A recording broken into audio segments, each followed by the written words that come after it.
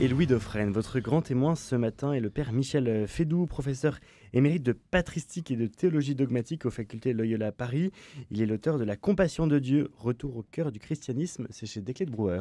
Il y a des mots à la mode qui sont inamovibles, que l'on révère comme si on était tous obligés d'en passer par là. La transparence en fait partie. Si on ose dire qu'on ne l'est pas, on est suspecté de faire des cachotteries.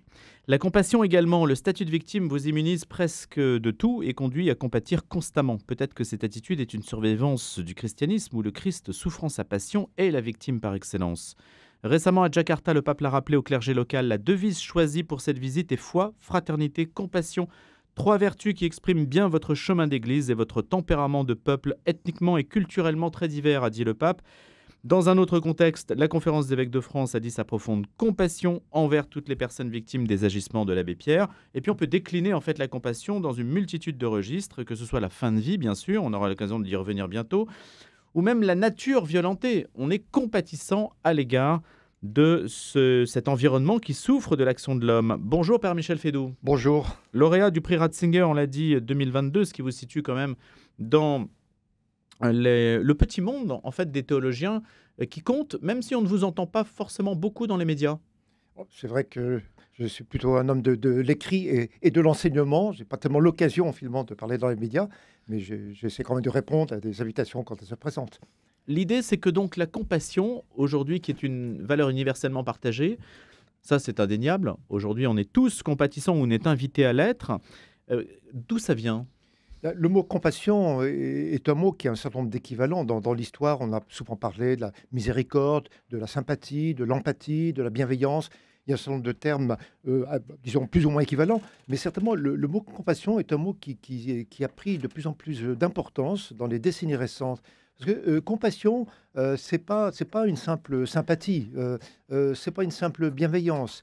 La compassion, c'est pas non plus identique à la miséricorde, parce que la miséricorde, c'est uniquement par rapport aux pécheurs qui ont commis des fautes. La compassion, elle s'exerce bien sûr vis-à-vis des pécheurs, mais elle s'exerce aussi d'abord vis-à-vis des victimes, vis-à-vis de ceux ou celles qui, sans responsabilité de leur part, se trouvent accablés par différents maux, différentes souffrances. C'est un chagrin de l'âme. Oui, c'est un chagrin de l'âme. C'est une disposition fondamentale, la compassion. C'est cette manière d'être présent avec autrui, présent à autrui. On n'est pas à la place d'autrui quand on compatit, parce que la souffrance de chacun est unique. Mais la compassion, c'est être avec cette personne, être présent à elle et pouvoir, dans la mesure où c'est possible, faire quelque chose pour elle. On en manque ou il y en a trop ? On n'en a jamais assez de compassion. La compassion fait... Parfois, ça dégouline quand même. Oui, alors c'est vrai qu'il peut y avoir aussi un usage pervers de la compassion. Je crois que c'est important de souligner, si par exemple on se réfère à la compassion, à la bonté, à la bienveillance, pour ne pas voir le mal là où il est, pour contourner l'instance de la justice, là c'est une vraie perversion. Mais à supposer que précisément l'instance de la justice ne soit pas contournée, la compassion est une attitude absolument essentielle dans l'expérience chrétienne. Père Michel Fédoux, le complément du nom est important, c'est la compassion de Dieu. Ça suppose que Dieu n'est pas impassible. Ce qu'il faut expliquer à nos contemporains qui pensent qu'il est là-haut sur son nuage à tout regarder, impuissant. Exactement.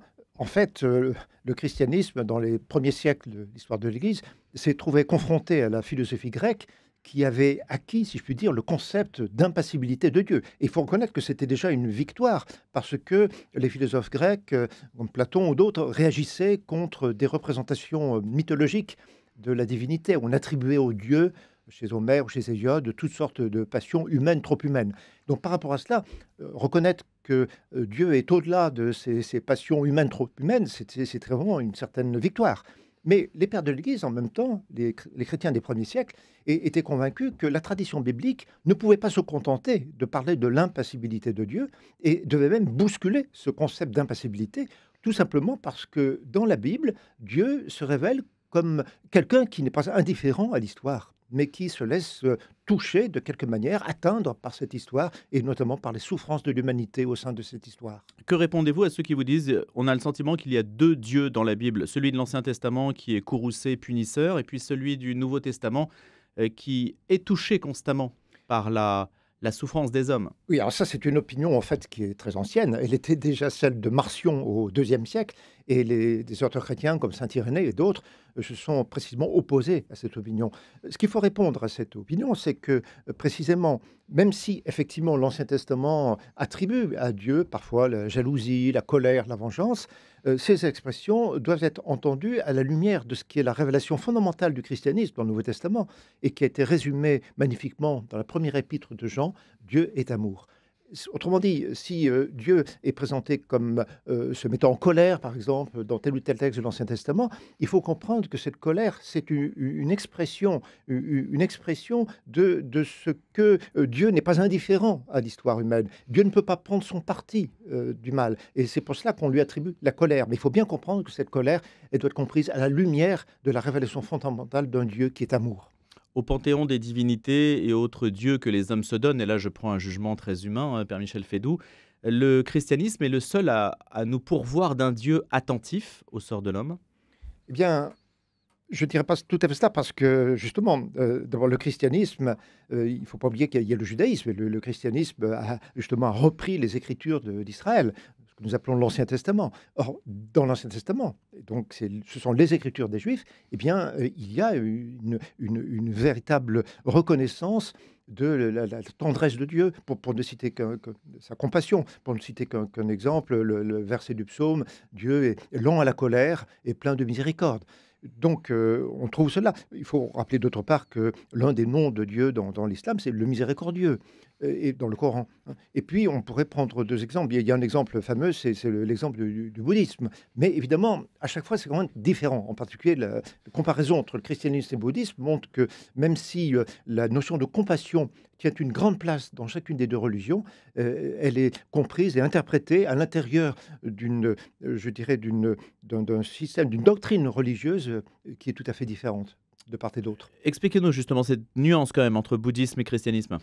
Bien, si vous voulez, dans le bouddhisme, on trouve des témoignages absolument extraordinaires de la compassion.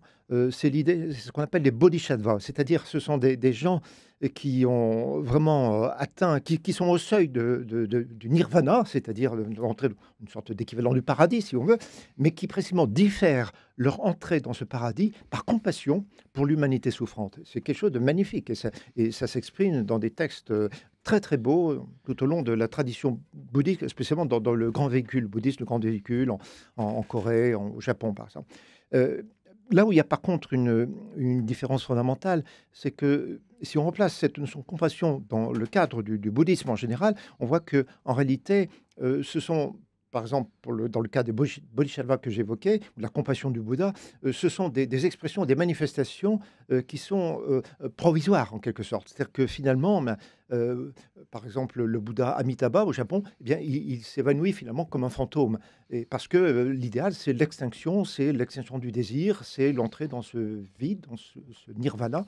Tandis que dans le cas du christianisme, la compassion n'est pas une réalité provisoire ou avant-dernière, elle est vraiment la réalité dernière, puisqu'encore une fois, Dieu même est présenté comme amour, comme compassion, et que donc l'existence chrétienne est une existence qui doit tendre à la participation complète et définitive à cette vie divine, qui est une vie d'amour. Père Michel Fédoux, passion et compassion riment dans le christianisme. L'identification, l'altérité est essentielle, puisque on s'identifie, on compatit au malheur du monde parce que le Christ nous y invite aussi. Exactement. C'est d'abord le Christ, le premier, qui invite. Parce que je disais tout à l'heure, on trouve dans l'Ancien Testament des expressions d'une compassion de Dieu, mais c'est avant tout le Nouveau Testament qui nous révèle la forme extrême qu'a pris cette compassion de Dieu en Jésus-Christ, parce que dans les évangiles, il y a un verbe, le verbe splendizestai en grec, qui veut dire être saisi aux entrailles, être pris de compassion, et ce verbe est appliqué à Jésus lui-même.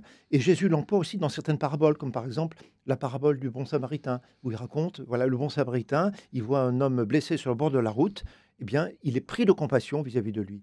Et donc la compassion, c'est effectivement être présent à la souffrance d'autrui, à la douleur d'autrui, au malheur d'autrui.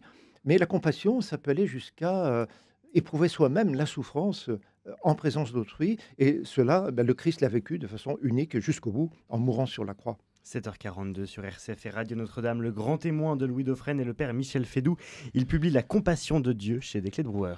compliqué dans un monde où Dieu est mort, normalement. Et donc, on va vous dire, Père Michel Fédoux, qu'en fait, on peut très bien compatir sans cette présence de Dieu et que c'est finalement un sentiment humain. C'est un signe d'humanité, pas un signe de divinité. Tout à fait. C'est d'abord un sentiment humain, une disposition humaine. C'est d'ailleurs tout à fait remarquable qu'il y a eu au long de l'histoire, et spécialement à l'époque moderne et contemporaine, beaucoup de réflexions sur la compassion en tant que disposition humaine. D'ailleurs, de façon contrastée, puisque, par exemple, un penseur comme Nietzsche était très sévère vis-à-vis de ceux qu'il appelait les compatissants. Il trouvait que c'était la compassion, c'est une expression de faiblesse, voilà. Mais par contraste, quelqu'un comme Jean-Jacques Rousseau exaltait au plus haut point la vertu de compassion. Donc il y a eu au fond des visions très, très, très contrastées de la compassion, mais il y a beaucoup de penseurs qui ont réfléchi sur ce thème, et en particulier au XXe siècle. Des auteurs comme Max Scheler ou d'autres depuis lors. Bon, Simone Weil, bien sûr.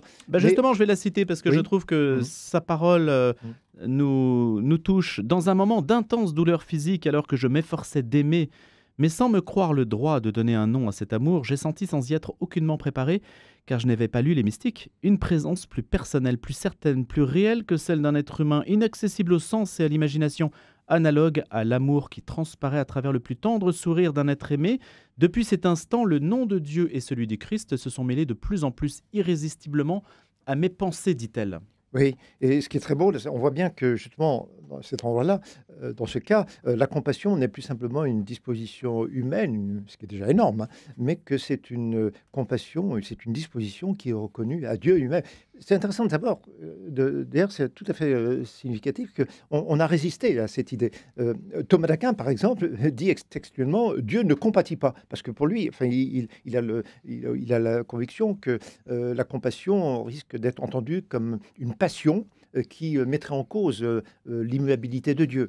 Mais en fait, le mouvement de la réflexion contemporaine, théologique, spirituelle, a conduit à reconnaître que la compassion, si elle est comprise dans toute sa profondeur, peut être effectivement attribuée à Dieu pour la simple raison, déjà, que le Christ lui-même, qui est le Dieu devenu homme, a éprouvé cette compassion.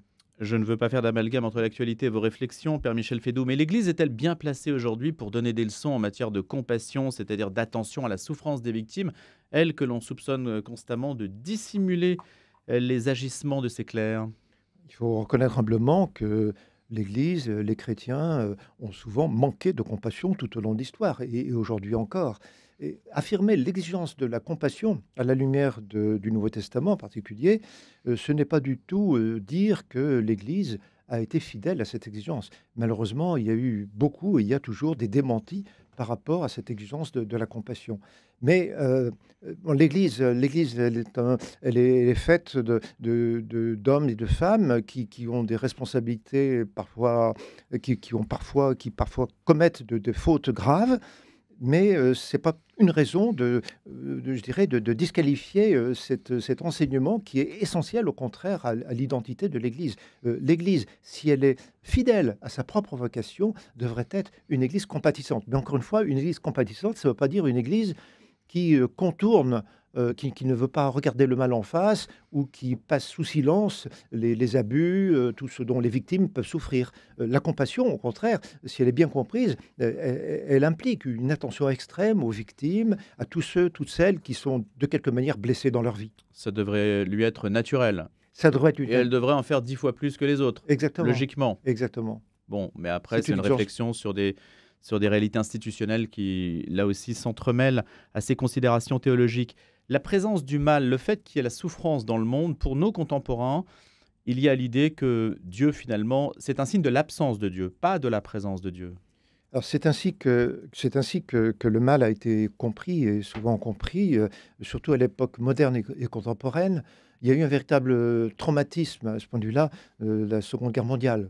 C'est souvent dans le contexte de la Seconde Guerre mondiale et juste après qu'on a été conduit à radicaliser un peu la réflexion sur le mal et sur la manière dont Dieu se situe par rapport au mal. Est-ce que l'horreur du mal, par exemple dans les camps de concentration, est-ce que cette horreur du mal ne signifie pas que Dieu est absent? Alors, par rapport à cela, eh bien, des théologiens comme Bonhoeffer, par exemple, ont attiré l'attention sur le fait que Dieu lui-même, en Christ, est devenu souffrant. Il a connu la passion et de façon absolument radicale sur la croix. Et à partir de cette réflexion sur la passion du Christ, eh bien, on est conduit à bousculer une certaine idée traditionnelle de la divinité. On est conduit à comprendre que non, Dieu n'est pas indifférent à l'histoire, Dieu n'est pas absent de l'histoire, il n'intervient pas effectivement pour empêcher immédiatement la souffrance et les horreurs du mal, mais lui-même Donc soit il prend est parti. impuissant, soit il est sadique. Alors non, parce qu'il prend parti des victimes, il se met, il est lui-même en Jésus-Christ, il est en position de victime, et à travers cela, il atteste qu'il est du côté des victimes. Mais est-ce Et que vous ne faites pas parler Dieu je pense à sa que place? c'est à partir du Nouveau Testament qu'on peut dire cela. Si je le disais de moi-même, effectivement, ça serait dangereux. Mais en fait, c'est tout simplement la révélation qui nous est donnée. Le Nouveau Testament nous témoigne d'un Dieu devenu homme, et cet homme, qui n'est autre que le Fils de Dieu, est allé jusqu'à être au rang des victimes, condamné injustement parmi les victimes en son temps. Merci Père Michel Fédoux. Une dernière réflexion, malheureusement qu'on n'a pas le temps de développer, l'idée qu'il y a un Dieu patriarcal impassible, une théologie féministe aussi qui aborde cette question-là, qui renvoie au mal humain non relationnel. Il faut rompre avec cette idée. Vous en parlez, vous développez aussi cette réflexion tout à fait intéressante dans cet ouvrage intitulé « La compassion de Dieu ». Et c'est publié chez Desclés de Brouwer. Merci beaucoup à tous les deux.